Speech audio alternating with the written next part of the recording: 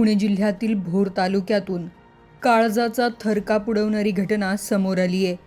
पुणे सातारा महामार्गावरील सारोळा गावात एका तरुणावर धारदार चाकूने सपासप वार करून त्याची निर्घृण हत्या करण्यात आली।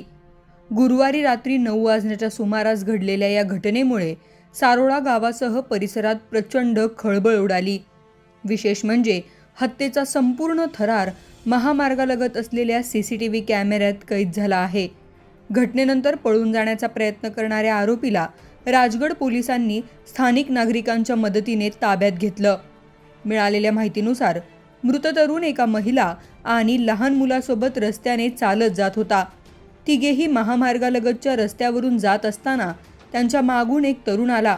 त्याने कोणतीही पूर्वसूचना न देता अचानक संबंधित तरुणावर हल्ला चढवला। नेमकं काय घडत आहे हे समजण्यापूर्वीच आरोपीने सोबत आणलेल्या धारदार चाकूने तरुणावर एका पाठोपाठ अनेक वार केले।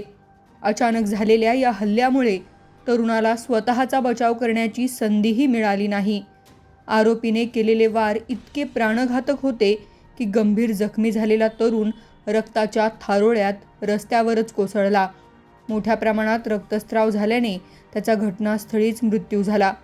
महिला आणि लहान मुलाच्या डोळ्यादेखत ही घटना घडल्यामुळे परिसरातील नागरिकांमध्ये भीतीचं वातावरण निर्माण झालंय।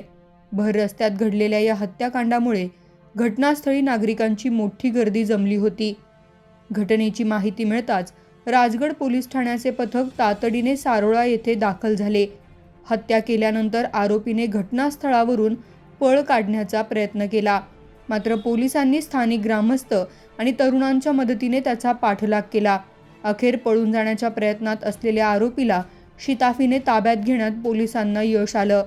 महामार्गालगतच्या परिसरात बसवण्यात आलेल्या CCTV कॅमेऱ्यात या हत्येचा संपूर्ण प्रकार कैद झाला आहे। पोलिसांनी संबंधित CCTV फुटेज ताब्यात घेतले असून त्याच्या आधारे घटनेचा सखोल तपास सुरू आहे। आरोपी आणि मृत तरुण यांच्यामध्ये यापूर्वी कोणता वाद होता का, तसेच ही हत्या पूर्ववैमनस्यातून करण्यात आली की त्यामागे अन्य काही कारण आहे हे अद्याप स्पष्ट झालेलं नाही। या प्रकरणी राजगड पोलीस ठाण्यात गुन्हा दाखल करण्यात आला आहे। ताब्यात घेतलेल्या आरोपीची पोलीस चौकशी करत असून हत्येमागील नेमके कारण शोधण्याचे प्रयत्न सुरू आहेत। या घटनेमुळे सारोळा गाव आणि आसपासच्या परिसरात तणावपूर्ण वातावरण निर्माण झालंय। शगुफ्ता शेख, लोकमत.com, पुणे।